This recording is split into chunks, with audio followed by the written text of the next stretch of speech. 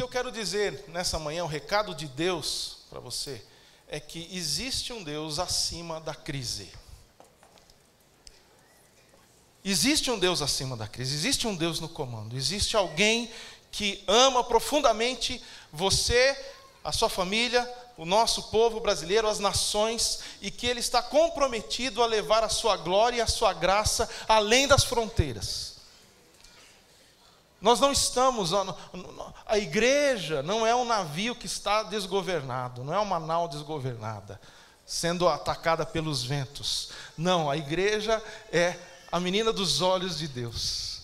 É aquele povo escolhido para anunciar, para abraçar, para acolher. E há 4 anos eu estava pastoreando uma igreja local e fui desafiado a acolher uma família de refugiados sírios. E a partir dessa experiência, então, nosso ministério tomou um outro rumo e eu tenho tido a alegria de estar servindo ao Senhor, servindo esses irmãos. Vamos falar um pouquinho da realidade, rápidos minutos para que você entenda onde a gente está caminhando. Pode seguir. As pessoas migram desde que o mundo é mundo. Migrar é um direito humano reconhecido, a Declaração de Direitos Humanos. Toda pessoa tem o direito de deixar qualquer país, inclusive o seu próprio, para ele voltar. Essa é a declaração que foi feita lá em 1951, após a Segunda Guerra, as nações se uniram, foi reconhecido. Mas a migrar não começou aí. Desde que o mundo é mundo, as pessoas se mudam, viajam. A Bíblia é cheia de relatos de migrações. O povo de Deus é um povo peregrino. Pode ir. Agora, as causas da migração são várias, né? Muitas causas econômicas, causas sociais. Por exemplo, muita gente migra em busca de melhores empregos. Muitas pessoas vão para outro país para se casar, se apaixonam por uma pessoa de outra nação, se muda, muito comum. Causas sociais, por exemplo, para estudar. Vão estudar, vão se preparar melhor e acabam ficando naquela nação. Mas também causas naturais. Os desastres naturais têm movido cada vez mais pessoas na nossa geração. Isso é um fenômeno, inclusive bíblico. Nos últimos dias que nós vivemos, a terra iria entrar em convulsão, e nós estamos entrando em convulsão. Nunca nós tivemos tantos terremotos, e terremotos mais intensos do que toda a história. Tsunamis, secas, e isso tem feito com que muitos povos que antes estavam ali há milhares de anos se movessem. Mas também tem as causas políticas, causas religiosas, o fanatismo religioso, as guerras étnicas, as ditaduras. Isso faz com que as pessoas tenham que sair para salvar a sua vida. Pode seguir. Agora, existe uma diferença muito grande entre um migrante e um refugiado. O migrante é aquela pessoa que sai de livre e espontânea vontade. Ela sai porque ela quer estudar, quer trabalhar, ela decide sair. Próximo slide. O refugiado é alguém que sai, em última instância, é para salvar sua própria vida, salvar sua pele. Ele precisa preservar a sua família, ele tem que salvar a sua esposa, os seus filhos. Então, o refugiado é uma instituição jurídica internacional muito bem definida, e é uma categoria que é protegida pela lei internacional. Não são pessoas que optam sair, não, são pessoas que precisam sair para salvar a sua vida, muito bem definido. Pode ir. Todo esse movimento de deslocamento humano tal, tem sido descrito pelos estudiosos por uma palavra grega que nós conhecemos muito, diáspora. Nós falamos em diáspora na igreja desde sempre. A diáspora do povo de Israel. A saída do povo da sua terra para a Babilônia. Isso foi uma diáspora, um movimento de povos. Agora, o que está acontecendo na nossa geração, diferente de toda a história, é que não é um povo, um outro povo saindo. Não, leste a oeste, norte a sul, os povos estão se movimentando. Eu não estou falando de movimento de uma família, de duas, não. Povos inteiros se deslocando. Isso chama diáspora. E eles estimam que hoje mais de 1 bilhão de pessoas não estão vivendo no lugar onde nasceram. Eu tenho feito experiência, onde eu vou falar no Brasil, fora. Levanta a mão, quantas pessoas nasceram nessa cidade? Numa cidade do interior do Rio, pode levantar, só para eu ter ideia. O contrário, quantos não nasceram em São Paulo e vivem aqui? Olha só, numa cidade no interior do Rio, eu fiz essa mesma pergunta. Eu perguntei, quem nasceu aqui? E ninguém levantou a mão. 100% daquela igreja tinha nascido em outra cidade, em outro estado. E isso tem sido cada vez mais comum, diáspora, é um movimento. E essa diáspora traz algumas consequências, pode ir. Primeira consequência, tem consequências positivas, os povos são enriquecidos, oportunidade de trabalho, muita coisa boa acontece, mas vou destacar algumas coisas negativas, infelizmente. A questão dos movimentos reacionários. As sociedades que estão estáveis, elas começam a receber populações, então há um medo, há o cúmulo de chegar, no final ali você está vendo aquela palavra, né? Xenofobia, de novo, mais uma palavra grega, nós estamos aprendendo grego aqui hoje. Xenofobia, alguém sabe o que significa xenofobia? Xeno, estrangeiro, fobia, medo, aversão. Então, xenofobia, aversão ao estrangeiro. Então, muros têm sido erguidos, cercas elétricas, para tentar evitar que essa massa humana se aproxime. E com isso, forma-se do outro lado, de quem está chegando, então, forma-se aquele instinto de sobrevivência, forma-se o gueto. Então, já que eles não nos aceitam, então nós vamos ficar aqui entre nós. E isso tem se complicado muito. Haja visto o exemplo da Europa. Terrível. Exemplos terríveis, infelizmente. Mas não é de hoje. A Europa é um outro caso à parte, não dá para a gente conversar aqui. Mas a Europa tem recebido essas pessoas há 50, 60 anos. E não houve integração. E porque não houve integração, e porque a igreja na Europa, infelizmente, está morrendo, eu não queria dizer isso. Na verdade, não está morrendo, porque com esse movimento todo, sabe o que está acontecendo? O Senhor Jesus está mandando cristãos do Oriente Médio, da Ásia, para dentro da Europa, e eles estão renovando, eles estão revivificando as igrejas na Europa, na Alemanha, na França, na Inglaterra. Você acredita nisso? Igrejas que tinham 4, 5 pessoas, todo mundo de cabelinho branco, de repente o pastor chega domingo de manhã e tem 200 iranianos, convertidos do islamismo, querendo aprender Bíblia. E aí esse pastor fala, o que eu faço? Me ajuda. Então a igreja tem sido renovada, mas existe muita tensão, a gente precisa reconhecer, existe, pode avançar. A consequência pior, talvez a gente não fique muito atento a isso, mas é aquela reação de quem está buscando ajuda e não consegue. Então milhares de pessoas, milhões de pessoas ficam à margem. Então fome, morte, sofrimento, dor, angústia de todo tipo. Essa é a realidade de milhões de pessoas. Agora, imagine que nós estamos falando aqui desses casos, né, milhares de pessoas, mas milhares de pessoas, milhões dessas pessoas que estão nessas estradas, são nossos irmãos na fé. E isso faz toda a diferença. Eu sou pastor, eu tenho um chamado. A igreja tem um chamado, e um dos nossos chamados é para que a gente ame o nosso próximo. Ok. Mas a Bíblia também é clara, nós vamos ver daqui a pouquinho, que especialmente a família da fé, nós precisamos cuidar. Então isso fez toda a diferença na minha vida. Eu falei, Senhor, a gente precisa fazer algo, pode ir. Essas fotos, vocês vão ver aí, algumas são fortes, desculpa, mas eu preciso passar por elas, tá bom? Pode ir avançando. Barcos como esse, pode ir. O que você não sabe, a gente não vê, poucas fotos são divulgadas, é que aqueles barcos com centenas de pessoas, 500, 600 pessoas, eles têm um porão. E nesse porão vão pessoas também, olha lá. O que a gente não sabe é que, por exemplo, um traficante, ele cobra 4, 5 mil dólares para as pessoas estarem ali na parte de cima. Se você vai ali na parte de baixo, como essa foto está mostrando, você pode pagar menos, pode pagar 1.000, 2.000 dólares. Só que ali não tem oxigênio, só que ali é a casa das máquinas, motor a diesel, fumaça. Então muitas pessoas morrem ali. Pode ir.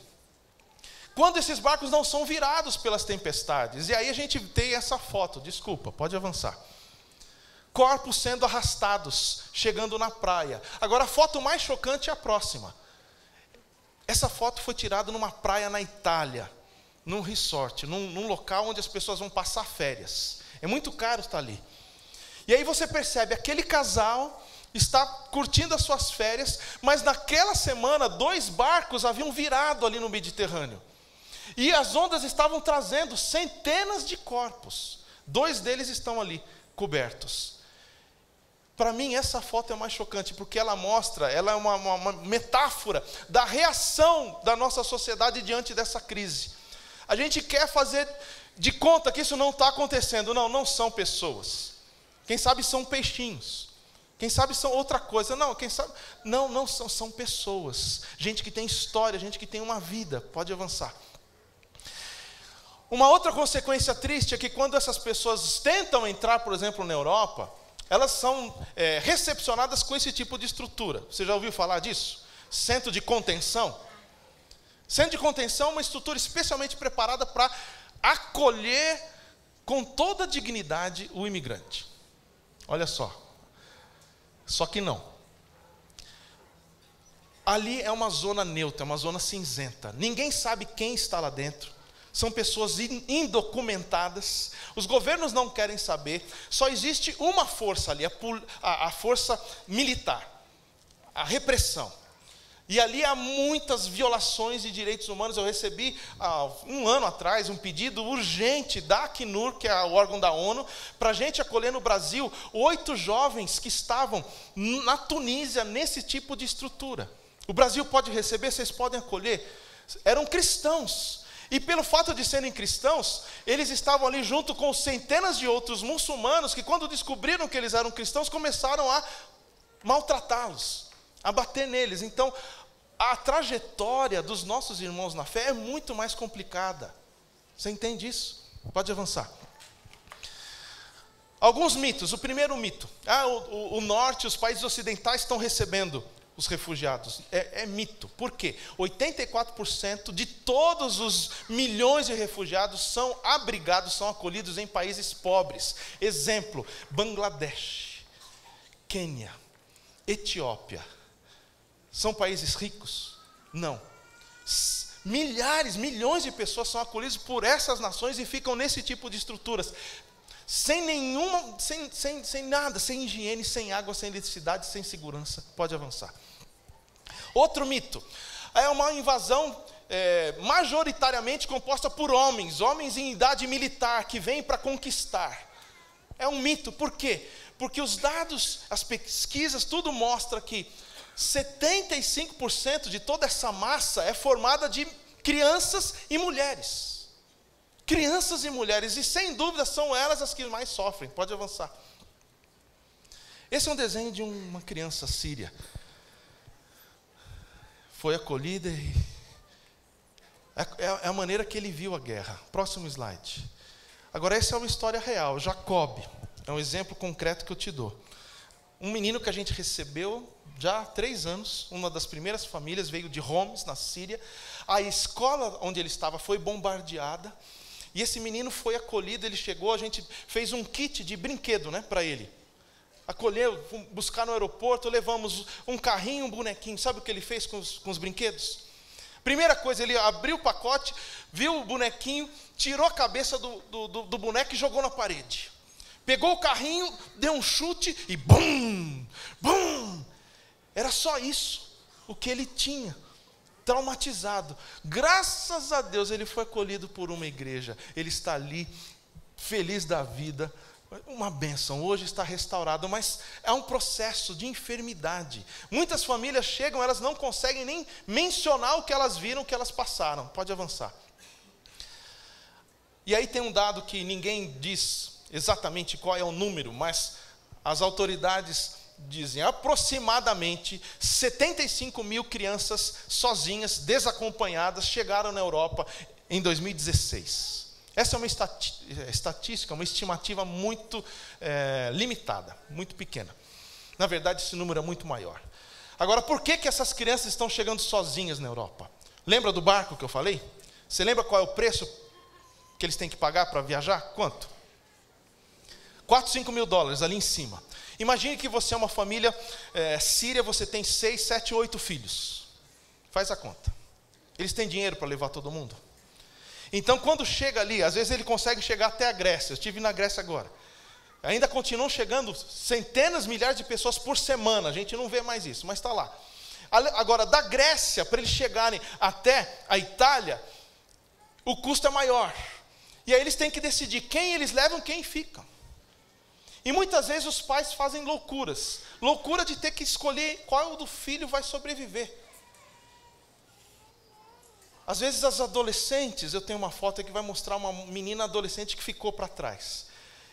Fica para trás sozinha, naqueles campos de refugiados. Às vezes o pai e a mãe decidem então ficar e envia as crianças para tentar que a Europa acolha e depois eles possam ser chamados. Agora, imagina o que acontece quando essas crianças são percebidas, são identificadas naquele grupo. Elas são sequestradas, são raptadas, são adotadas pelos traficantes humanos. Pode avançar. Essa é a menina que eu mencionei. Ficou para trás, sozinha. Imagina, esse é um campo de refugiado, é típico. Não tem água encanada, não tem energia elétrica, não tem segurança. Imagina uma menina adolescente, ficando à mercê de tudo que pode acontecer com ela sozinha. Pode avançar. Essa é outra foto de meninas Yazidis, lá do norte da Síria, norte do Iraque, que foram sequestradas pelo Estado Islâmico. O que fazer com essas meninas? Graças a Deus, existe gente nossa, a igreja está lá nesses locais. Eu conheço uma missão que o nome é Brave Heart, coração corajoso. E eles estão lá e montaram uma clínica de restauração dessas meninas. Qual é a principal terapia? A terapia, você vai lá, você vai abraçar e vai chorar junto. É a única coisa, muitas vezes, que você pode fazer. Essas meninas dormem muito, às vezes 24 horas por dia. Elas não conseguem levantar para a vida. A igreja precisa estar presente, queridos. Pode isso, pode avançar. Desculpe a foto também, novamente. Mas você precisa saber que essas crianças, elas são sequestradas para alimentar a rede de tráfico de órgãos.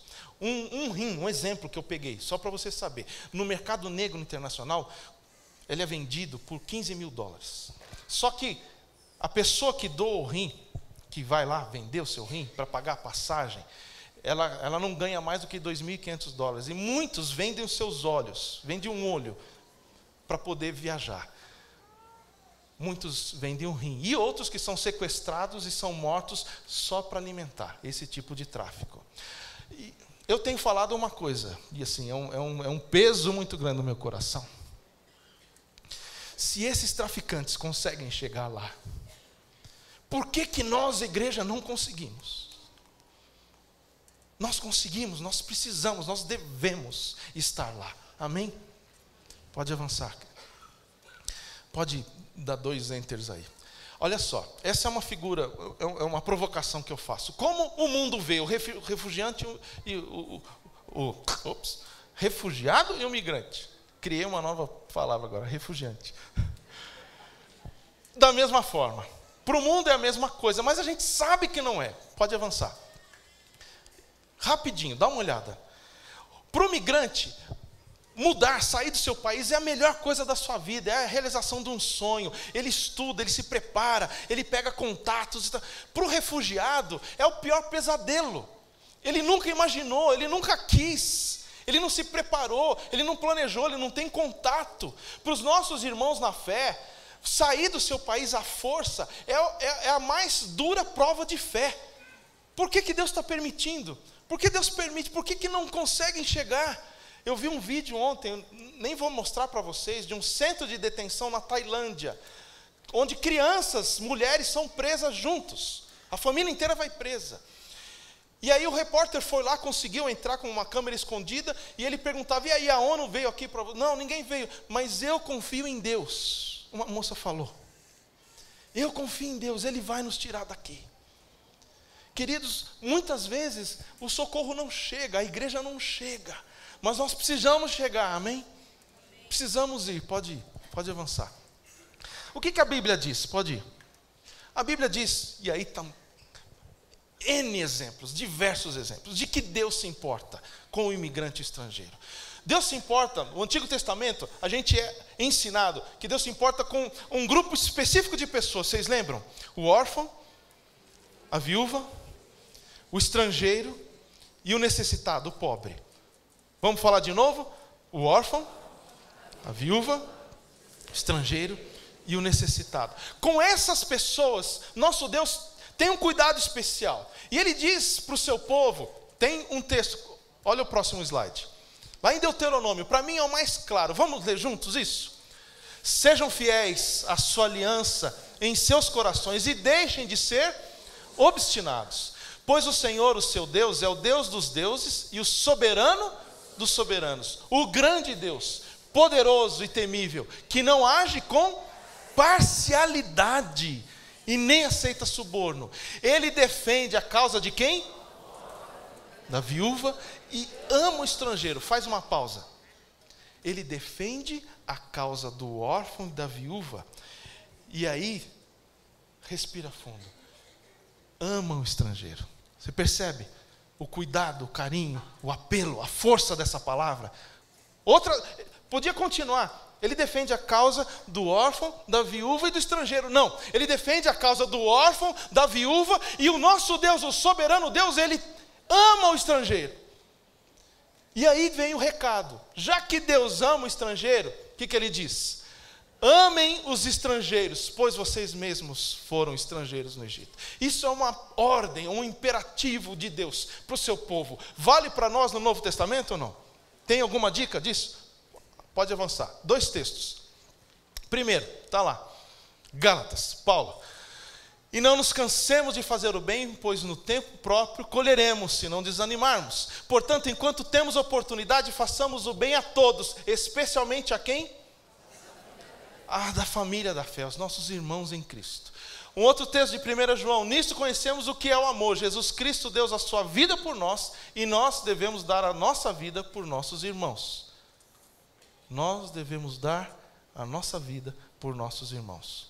Se alguém tiver recursos materiais e vendo o seu irmão em necessidade e não se compadecer dele, como pode permanecer nele o amor de Deus? Filhinhos, não amemos de palavra nem de boca, mas em ação e em verdade. Se você me permite uma transliteração, uma paráfrase, melhor dizendo, uma paráfrase. Se alguém tiver igrejas, estruturas, recursos, acampamentos, e vendo seus irmãos perseguidos, refugiados em necessidade, e não se compadecer e não acolher, como pode permanecer nele o amor de Deus? Queridos, nós precisamos amar, não só de sentimento, mas de atitude. Em nome de Jesus, eu oro para que essa manhã seja uma manhã de mudança de atitude para nós, para mim e para você. Pode avançar, querido. Nós, o povo de Deus, nos importamos. Pode ir. E aí eu quero falar de uma outra palavra grega. Pode ir, pode avançar. Aí. Se eu disse anteriormente que a palavra grega de ódio ao estrangeiro era qual? Xenofobia. Agora eu vou falar uma outra palavra grega, que é filoxenia. Filo, de amar, xeno, estrangeiro. Estudando a Bíblia, eu aprendi que todas as vezes que na nossa Bíblia, no nosso Novo Testamento, aparece a palavra hospitalidade, no grego, é essa palavra que tem, filoxenia. Então, olha só, o que Pedro diz lá? Sejam hospitaleiros. Em outras palavras, sejam amorosos com os estrangeiros. Amém? Romanos, Paulo falando, compartilhem o que vocês têm com os santos em suas necessidades. Pratiquem o quê? Pratiquem o amor ao estrangeiro. A igreja é diferente. Nós não somos do mundo, não temos a mentalidade do mundo.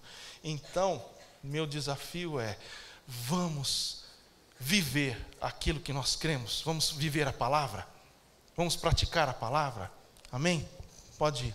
Nossa resposta, como eu disse, há 4 anos atrás eu estava pastoreando uma pequena comunidade na Zona Oeste, 100 pessoas, eu recebi um telefonema de um pedido, um missionário disse, pastor, tem um amigo nosso, pastor sírio, ele está na Europa, conseguiu fugir, mas a família dele ficou lá na Síria, e eles estão indo para São Paulo, já tem passagem, mas não temos ninguém para acolher, o senhor não pode acolher, a igreja do senhor não acolhe, e Deus já estava falando ao meu coração, eu disse, sim, nós vamos acolher, só me diz quando eles chegam, o que a gente precisa fazer, o que é um casal, 2 crianças, um filho, tem filhos? Aí ele falou, não pastor, ele diz assim, pastorzão,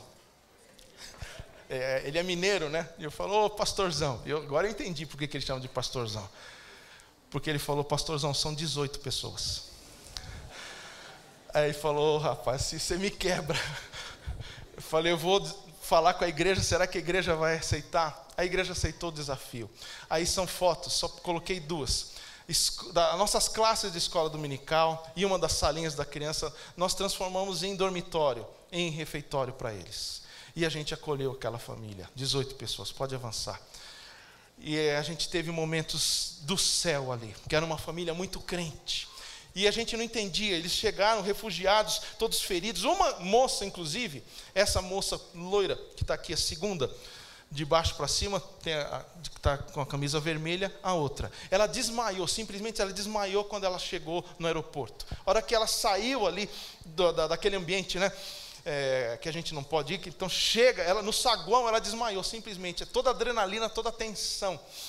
4 gerações da mesma família, essas 18 pessoas, veio o bisavô, o vovô, o filho e o neto, o bisneto, tá todo mundo ali.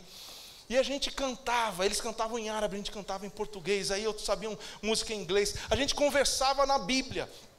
Eles citavam um verso bíblico em árabe. E qual que é? Não, lá, 1 João, tá, aí a gente respondia com Isaías 65, aí eles liam, e foi assim. E nesse tempo, o céu desceu. Ali você tem uma foto de um momento de oração. A gente orava, e a gente estava conversando, e de repente eles falaram, podemos orar? Podemos. E aí começa a orar. Eles começavam a orar em árabe, a gente em português, e foi assim. E nisso, Deus falou, Zé, eu quero você nesse ministério. E a gente tem feito isso. Pode avançar. Essa é a foto do grupo. Primeiro grupo que a gente acolheu. Pode ir. E em função disso, aquela família tinha outros amigos, tinha outra família. E nesses 4 anos a gente recebeu quase 400 pessoas. Glória a Deus por isso. Glória a Deus por isso. Glória a Deus por isso. Toda a honra e glória seja dada ao Senhor. A princípio a gente começou a pedir, eu comecei a pedir para os meus amigos pastores fazerem o mesmo. Só que chegou um momento que a gente estava recebendo, em 2015, por exemplo, foi o auge da crise, a gente recebia 2, 3, 4 famílias por semana. E aí eu ligava para os meus amigos pastores e já ninguém respondia. Falei, você não tem um acampamento? Lá no acampamento, quanto cabe lá no acampamento? Não, Zé, não dá. E aí eu falei, bom, não tem jeito. E aí a minha esposa teve a iniciativa. Eu sou muito grato a ela, porque ela falou, por que a gente não aluga então? A gente está sofrendo tanto com isso, a gente precisa dar um passo além. Porque a gente tinha saído da igreja, estamos como missionários, vamos alugar uma casa. E aí a gente alugou essa casa, Casa Azul. Na verdade, o primeiro nome foi Casa Refúgio. Só que a gente começou a receber as famílias e eles falaram, pastor, não dá para mudar de nome? Eu falei, por quê? Refúgio é uma palavra bonita, não é? Não, mas a gente não gosta de ser chamado de refugiado. É duro para nós. Casa Refúgio não soa bem. Eu falei, é verdade. Então vamos chamar como? Aí eles mesmos falam, a casa não é azul, chama Casa Azul. Então está lá, na zona oeste de São Paulo, Casa Azul. É ali que a gente começou a receber. Pode ir. E aí, refeições com esses irmãos, nós recebemos paquistaneses, sírios, jordanianos, iemenitas, líbios, gente de tudo quanto é nacionalidade. Ali a gente tem um tempo de acolhimento, de comunhão, ajuda na documentação, ajuda nos traumas, e aí vai indo. Pode ir. Essa família, por exemplo, um exemplo, estava na Praça da Sé. A gente encontrou uma família do Congo, ele é pastor, a esposa e as 2 meninas. Vieram por conta do conflito lá no Congo. Só que você está vendo aí parte da família. Eles estavam nesse assentamento. Há 2 anos atrás, tinha um prédio lá no centro de São Paulo, onde essas famílias eram convidadas a ir. Na verdade, o movimento político aí era usado, colocava-os como testa de ferro. Os migrantes como testa de ferro. Ali eles eram roubados, assaltados. As meninas estavam sem roupa. Eu falei, não, a gente precisa ajudar. Levamos para a Casa Azul. Aí descobrimos que eles tinham mais 2 filhos que tinham ficado lá. Eles não tinham dinheiro para trazer. Essa moça, a Tati, ela entrou em depressão. Graças a Deus, depois de um tempo da batalha, que o pastor falou de conseguir visto, a gente conseguiu visto para as crianças e hoje elas estão aqui, a família está unida, eles estão trabalhando, graças a Deus. Estão morando, inclusive, por aqui na Zona Leste. Pode avançar. Essa é a... Mirade é o nome da menina. Milagre, né? Mirade. Pode ir. A gente recebe muitas doações, recebeu cobertores, alimentos, campanhas, distribuímos. Pode ir. E aí eu queria compartilhar esse testemunho também com vocês. Em determinado momento eu recebi uma ligação, uma missionária argentina falou: pastor, tem um caso sério, o senhor está trabalhando com refugiado, tem um pastor paquistanês que ele precisou fugir e foi para a Argentina, e o pessoal não sabe o que fazer, porque a Argentina não tem lei de refúgio, e eles vão colocar o pastor para fora, ele não pode voltar, senão ele é morto, não dá para ir para a Bolívia, não dá para ir para o Chile, não dá para ir para o Paraguai, Uruguai, o Brasil, o senhor consegue acolher? E eu conheço a lei, eu fiz a minha lição de casa. E eu sei que a lei brasileira, se o imigrante, ele pisa em solo brasileiro, aonde ele quer que esteja, qualquer fronteira, ele pisa em solo brasileiro, ele pode pedir refúgio. E eu conheço também, porque eu já tinha ido lá para a Argentina de carro, eu sei que a gente vai, tudo bem e tal. Na volta, a nossa polícia, tem algum policial federal aqui ou não? A Polícia Federal não revista, não pede os documentos, porque vê lá, né, entrando carro brasileiro, chapa do Brasil, e a gente passa direto. E eu fiquei, vi isso uma vez, olha que interessante. Aí eu falei, tá bom. O que eu fiz? Peguei o carrinho, fui lá, 1.000 quilômetros, 17 horas de estrada, fui para a Argentina. Ali você está vendo a foto, a gente estava entrando, porque tinha um risco ainda. Qual era o risco? Da polícia argentina parar, e ele estava com os documentos, não estava com o documento muito certo, ele estava morrendo de medo. E eu falei, e também, se alguém pega, vai dar algum rolo. Mas graças a Deus a gente entrou. Olha a próxima foto. Essa é a foto do pastor Abdul. Ele, na verdade, ele é um apóstolo, tá? Eu vou deixar você ouvir um pouco, mas é a foto no dia que a gente tirou a foto na Polícia Federal. Esse é o documento de refugiado. Então, aí ele descansou. Mas ouça um pouquinho, pastor Abdul, veja o vídeo. अपने मुल्क में पास्टर था और अपनी मिनिस्ट्री का मैं फाउंडर और चेयरमैन था। मैं 3 महीने तक मुख्तलिफ़ जगहों पर रहा हूँ। मुझे तलाश कर रहे थे जो अपोजिट पार्टी थी मुझे कैच करने के लिए, तो मैं 3 महीने छुप कर रहा हूँ। मुझे बहुत ज़्यादा ख़तरा था मेरी जान को, मुझे मारना चाहते थे और बहुत लोग मेरे पीछे थे, इसलिए मैंने कोशिश की कि मैं अपना मुल्क छोड़ दूं, वरना मुझे वो किल कर देते, मार देते। पाकिस्तान का जो घर था और वहाँ का जो माहौल था वो बहुत अच्छा था, और यहाँ मेरे लिए बहुत ज़्यादा तकलीफ़ है। मुझे पुर्तगीज़ नहीं आती, इंग्लिश नहीं आती, तो मुझे अपना घर बहुत याद आता है। मेरे लिए ज़िंदगी ये है कि मैंने अपनी ज़िंदगी का फ़ैसला किया कि मैं किसी मुल्क में रहूं, मेरी ज़िंदगी मसीह की खिदमत के लिए होगी। मैं उतनी देर तक पाकिस्तान नहीं जा सकता, हो सकता है 5 साल या 10 साल, जब तक हालात ठीक ना हों तो मैं ब्राज़ील में ठहरूंगा।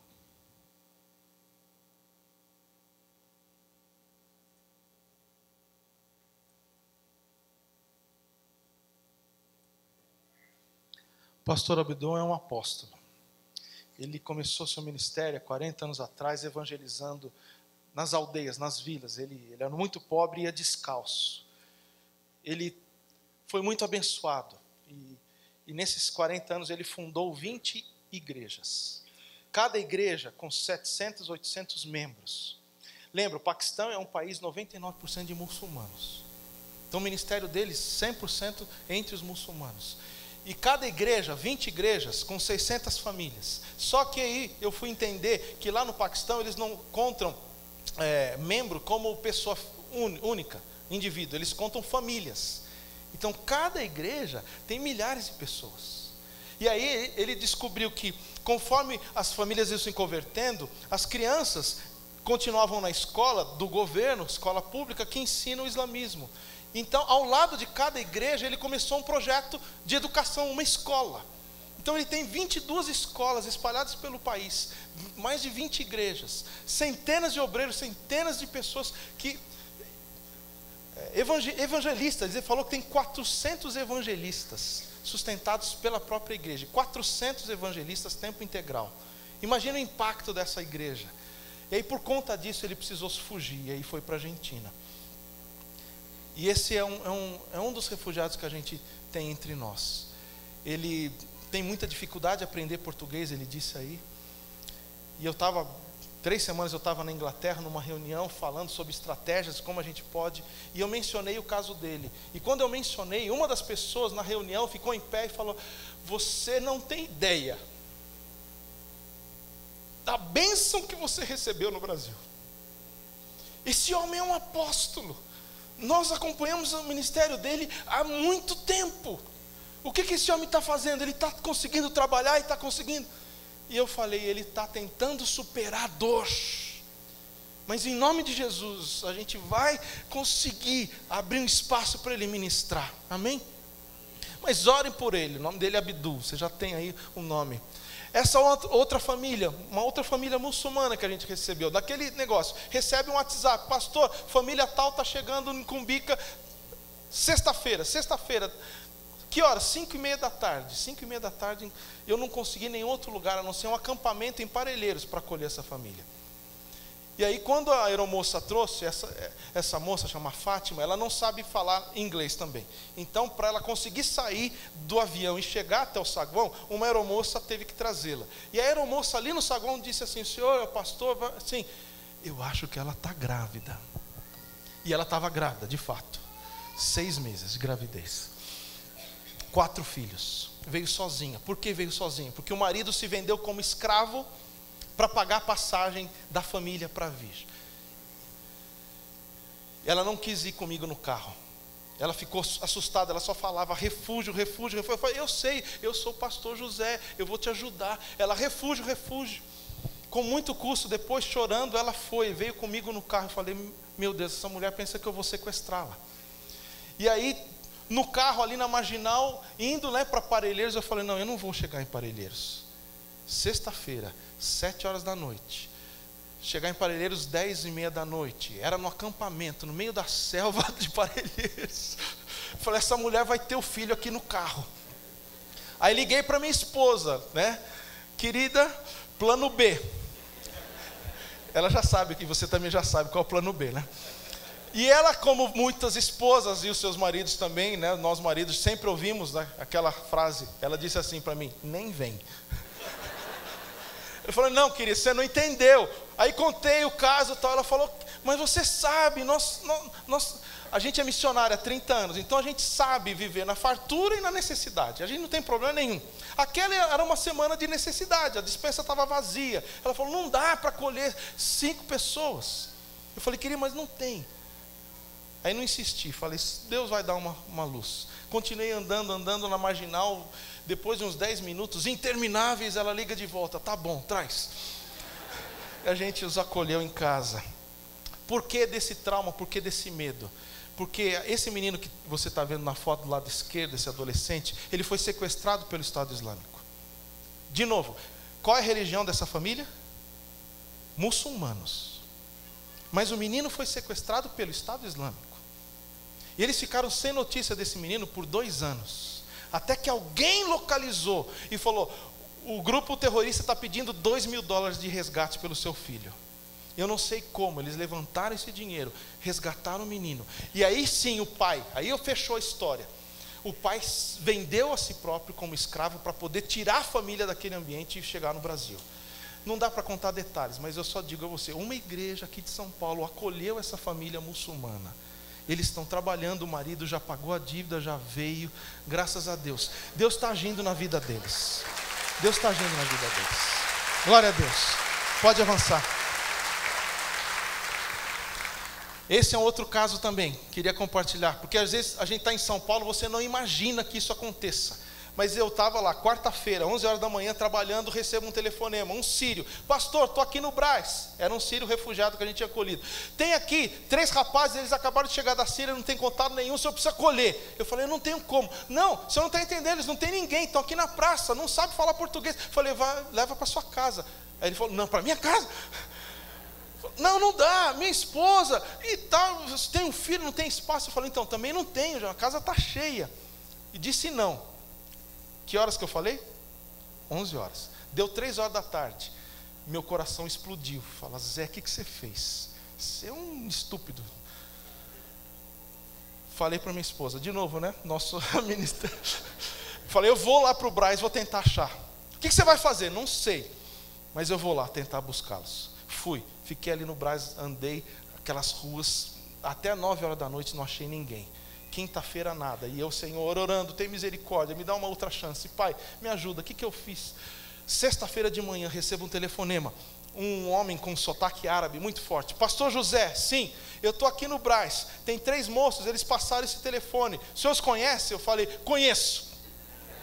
Onde eles estão? Na praça tal, a mesma praça que eles estavam antes. Falei, segura eles aí, eu estou indo. Liguei para o pessoal da minha equipe, falou, vamos lá, fomos lá. O que aconteceu entre quarta-feira e sexta? Uma pessoa não identificada, a gente não conseguiu saber quem é, os viu ali na praça e ofereceu emprego e lugar para ficar. E eles foram juntos. Qual era o trabalho? Prostituição masculina. Eles foram levados para um galpão, eles não conseguem saber onde é, na Grande São Paulo, andaram 2 horas de carro, chegaram num galpão e estavam sendo trancafiados, acorrentados. E aí 3 marmanjos desse tamanho, os caras brigaram, conseguiram voltar. Não sei como voltaram para a mesma praça. E aí eu recebi o telefonema. A gente acolheu. Não tinha de fato lugar. Eu fui para Caritas, fui em vários lugares e tudo lotado. E eu não conseguia acolher. Andando com eles aí na hora do almoço, parei ali do lado do Mercadão. Vamos compartilhar um PF aqui, né? Sentamos na mesa, estamos ali comendo. Aí, esse do lado esquerdo, o Yasser, ele pegou o celular, escreveu um negócio e mostrou para mim. Colocou no Google Tradutor e diz assim: Pastor José, muito obrigado pelo que o senhor está fazendo. O senhor é um homem de Deus. Detalhe, qual a religião desses 3 moços? Muçulmanos. E pela primeira vez na vida, eles falaram, eles tiveram contato com um crente, com um pastor.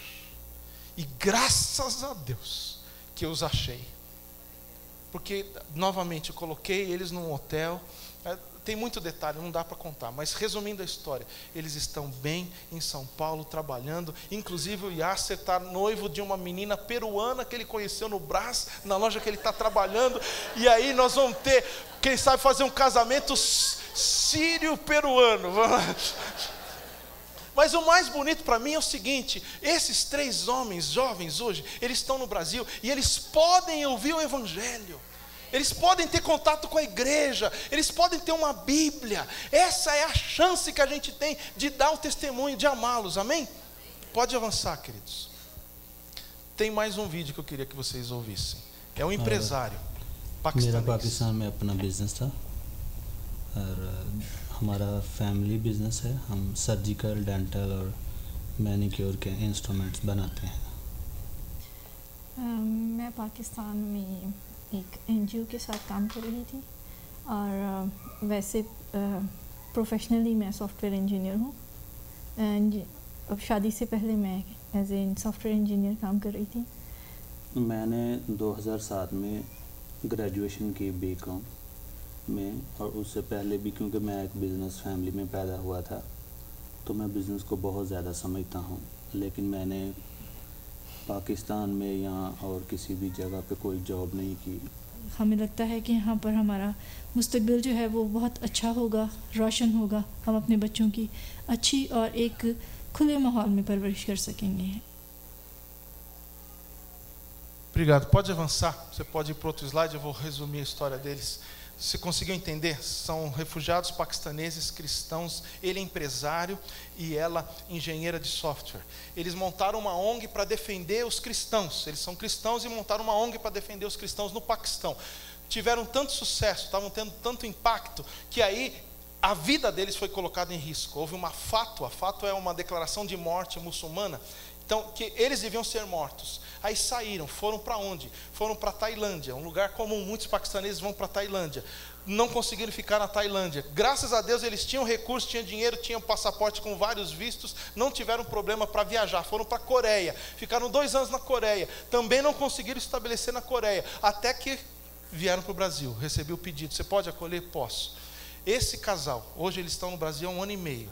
Ele já abriu uma empresa. Primeiro a gente abriu a empresa através de empreendedor individual, o MEI. Agora ele já conseguiu abrir de fato uma empresa, a Eireli, tá? Estamos em busca de investidores, porque tem um mercado absurdo para o produto dele aqui no Brasil. Nesse 1 ano e meio, ele conseguiu abrir a empresa nos Estados Unidos também e na Europa. Olha só, o naipe. E agora ele ligou para mim semana passada, falou: pastor, está tudo pronto, o contato, já tenho vendedor, tenho um comprador aqui no Brasil, eu só preciso de dinheiro. Quanto você precisa? Para começar, R$100 mil. Aí eu falei: tá bom, vamos lá. É um empresário, ele busca investidores. Se você é empresário, investidor, se você tem essa quantia e pode investir. Eu fiz um acordo com ele.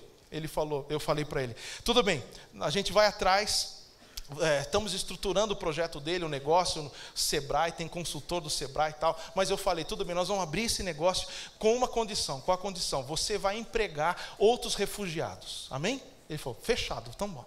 Quantos você consegue empregar? Bom, lá no Paquistão você sabe que eu já estou empregando mais de 200. Aqui no Brasil, acho que para começar uns 100. Então tá bom.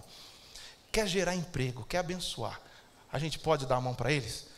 Podemos, amém, vamos em frente. Alemanha, vamos mudar um pouquinho agora, respirar um pouquinho, o que Deus está fazendo lá fora. Alemanha, eu já falei, né? Igrejas sendo renovadas, restauradas. Aí na foto, você está vendo esses 3 ali do meio, são o do lado esquerdo aqui. Primeiro, um afegão, convertido do islamismo. O do meio, ele é da Romênia, um curdo, não alcançado, muçulmano, convertido. O outro é um iraquiano. Todos eles foram convertidos ao evangelho nos últimos 2 anos e meio, 3 anos. Agora, quando você conversa com eles, essas pessoas estão cheias de graça e do Espírito Santo.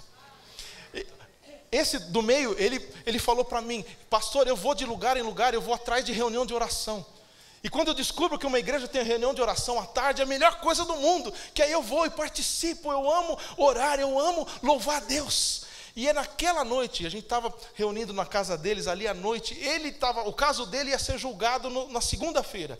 E ele pediu oração: pastor, ora por nós. E a gente orou ali, demos as mãos e falou: Senhor, que o caso dele encontre graça, porque já tinha sido julgado a primeira vez, não foi muito bem, o governo da Alemanha não estava muito inclinado a dar o refúgio para ele, e então ia ter a última chance, segunda-feira.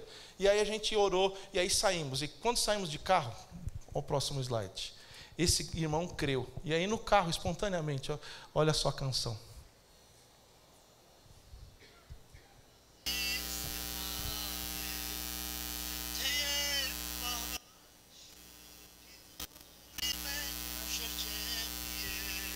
Que pena que vocês não conseguem ouvir.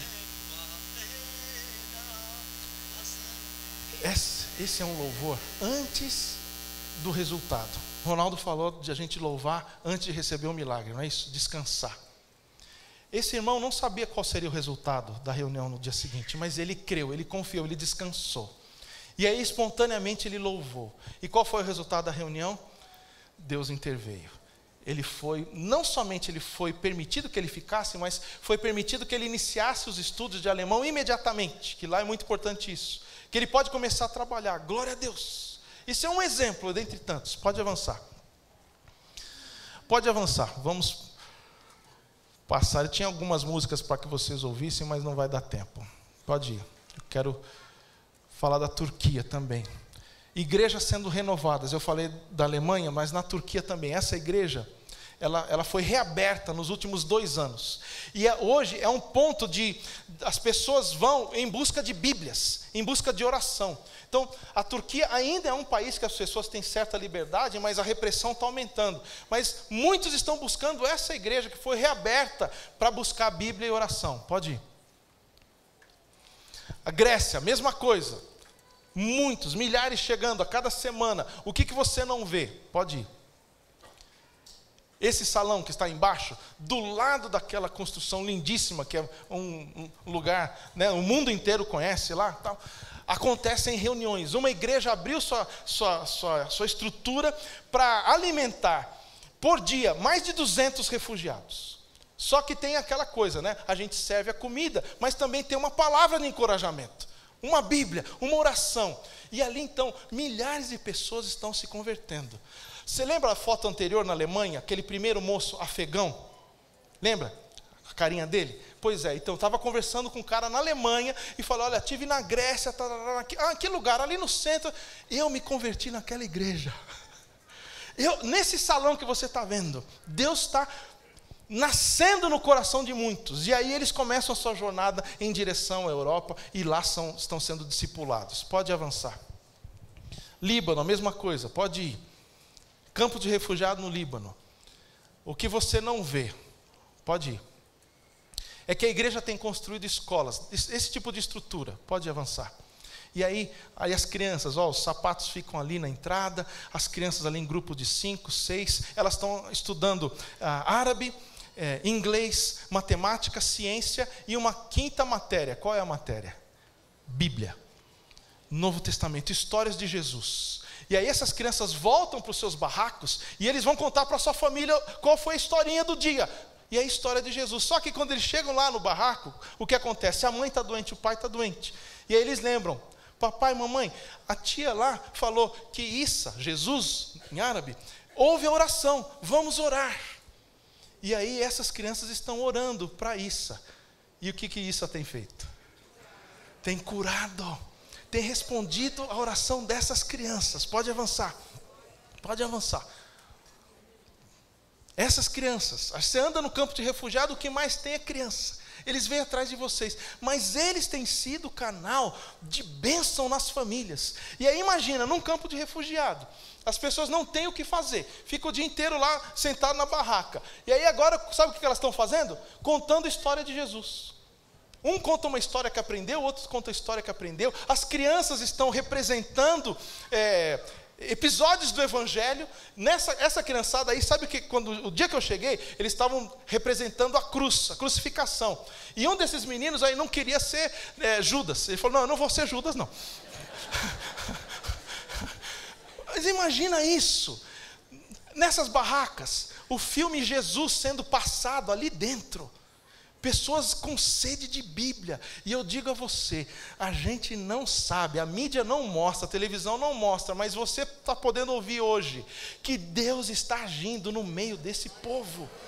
Nunca antes na história teve um movimento de conversão tão grande, tão forte no meio dos muçulmanos como nós temos nos nossos dias. Amém? Glória a Deus, amém. Vamos em frente. Finalmente, então, desafios. Chegar na parte... Nosso primeiro desafio é discernir o que Deus está fazendo, levantar os nossos olhos, parar de olhar para a nossa própria barriga, o nosso umbigo, levantar os olhos e ver o que Deus está fazendo no mundo. É o que a gente está fazendo aqui. Segundo, entender que isso é resposta de oração. Deus está movendo os povos, muitos povos não alcançados, que estavam isolados, que a gente não conseguia alcançar, mandar missionário, mandar a Bíblia agora, eles estão vindo até nós. Estão batendo nas nossas portas. Então, isso é resposta de oração. Deus está agindo. Amém. E o que a gente vai fazer? Pode avançar. Pode ir. A gente tem que ter uma mentalidade bíblica. Nós não podemos pensar como o mundo. Amém? A gente tem que assumir o custo de ser contra a cultura. Nós vamos ser contra a cultura. A igreja é contra a cultura. Nós vamos enfrentar a oposição. A gente tem que assumir que a mentalidade de gueto precisa ser quebrada. A gente precisa integrar. O passo precisa ser dado é da nossa parte, em direção a eles. E integrá-los, em chamá-los e acolhê-los. Para isso a gente precisa de humildade, de coragem, precisa de uma abordagem integral. A gente precisa superar o paternalismo. Não é nós que estamos estendendo a mão, não. Eles estão nos abençoando também. Tem muito testemunho que eu podia dar de como os refugiados estão abençoando famílias brasileiras aqui já. Mais do que um problema, um peso a ser suportado, eles são uma bênção a ser abraçada. É fazer evangelização transcultural aqui no nosso quintal. Pode avançar. Pastoreio, discipulado dessa turma. Nós somos chamados para pastorear. Essa é a foto de um menininho sírio. Quando eu vi, eu lembrei dessa frase de Bob Pierce. Que meu coração seja quebrantado por aquilo que quebranta, o quê? O coração de Deus. Pode avançar. O último testemunho que eu quero dar é dessa senhora. Eu a conheci na Turquia em maio desse ano. E ela me fez um pedido. Ela me viu ao longe, ela me chamou E ela me chamou de Abuna. Abuna é a palavra árabe para pastor. Ela falou: Abuna, senta aqui. Era um piquenique, um sábado, a gente estava numa praça, estava frio, ela me chamou: vem aqui. E contou a história dela. Quase 90 anos. E ela disse assim: eu tenho fugido da minha terra há 50 anos. Eu saí da minha cidade. E estou indo de cidade em cidade, cidade em cidade, e hoje eu estou aqui na Turquia, um país que não me quer, onde eu não posso expressar minha religião. E eu falei: de onde a senhora é? Falou: sou do norte do Iraque, uma cidade lá, você deve conhecer. Aí ela falou o nome, eu falei: não conheço. É a cidade de Mateus. Falei: Mateus? É, o evangelista, o apóstolo Mateus chegou lá, plantou uma igreja e começou uma cidade. Falei: ah, tá, Mateus. A cidade dela foi iniciada por um apóstolo. 2000 anos de história, de resistência, de fé. E aí ela chega para mim e faz um pedido: a gente não pode ficar aqui na Turquia, o senhor não consegue receber a gente no Brasil? E quase que eu falo igual a minha esposa, né? Nem vem. Mas o Espírito Santo me deixou falar isso. Eu falei: eu vou me esforçar para isso. Voltei dessa viagem, entrei em contato com outros líderes lá da Turquia. Pode avançar, tem outras fotos. Essas são algumas famílias do grupo. Nós temos um grupo, o pastor Carlos Alberto disse, foi a Brasília, a gente está brigando por visto para esse grupo aqui, viu, Carlos? Para essa turma. Esses são afegãos, pode avançar. Esses são iranianos, todos do mesmo grupo. É uma igreja inteira, pode ir. 63 pessoas. Crianças, idosos, pode avançar. Esse é o pastor Omid, é o iraniano. Pode ir. Volta um pouquinho. Essa igreja está pedindo para que a igreja brasileira os acolha. A igreja inteira precisa vir. 63 pessoas. E eu estou orando para que Deus nos dê um lugar para acolhê-los. Ore por mim, ore por isso. Ore pelas organizações que estão trabalhando sobre isso. Esse é um desafio que eu quero deixar para a sua oração. Segundo desafio, é um segundo grupo. São cristãos eritreus que estão em Israel. A Eritreia é um dos países de perseguição mais alta, fortíssima. Aí os nossos irmãos saem, foram para a Etiópia, caíram nas mãos da rede de tráfico humano. Foram levados para Israel. E aí você pode pensar: Israel vai tratar bem. Não, Israel tem tratado muito mal esses cristãos. Você percebe esse moço? Não sei se você consegue identificar, ele está carregando uma cruz ali. Está vendo? Mas isso é proibido. Ele fez isso por causa da foto, porque eles gostam de falar que são cristãos. Mas o governo israelense proíbe que eles usem qualquer tipo de símbolo. Eles não querem. Não querem que eles aprendam hebreu, eles não querem. E aí um grupo desse está pedindo refúgio aqui no Brasil. Qual é o tamanho do grupo? 100 pessoas a princípio. De novo, crianças, mulheres. Tá? E o terceiro desafio para você orar: paquistaneses que estão presos na Tailândia. Aquele centro de detenção que eu mencionei, onde vão presos mulheres, crianças, estão todos lá. A gente está trabalhando, está brigando para tentar conseguir que eles venham. De novo, precisa de oração. Primeiro, para que os vistos sejam emitidos. Segundo, para que a gente consiga acolhê-los. Pode avançar. Eu quero deixar esses dois textos para você. Jesus disse para nós, disse para Pedro, e a gente recebe esse desafio: pastorei as minhas ovelhas, cuida dos meus cordeirinhos. Quando eu vejo essas conversões de 1, 2 anos, eles são cordeirinhos, são bebês na fé. Eles precisam ser acolhidos, precisam ser pastoreados. Mas Jesus também disse que eu tenho outras ovelhas que não são desse aprisco. A mim me compete conduzi-los. E Jesus está à direita do Pai, mas nós somos o seu corpo aqui agora. A nós compete abraçá-los, pastoreá-los, alcançar esses que já são de Jesus. Ore por isso, por um movimento de acolhimento na igreja brasileira, por um batismo de amor. Amém?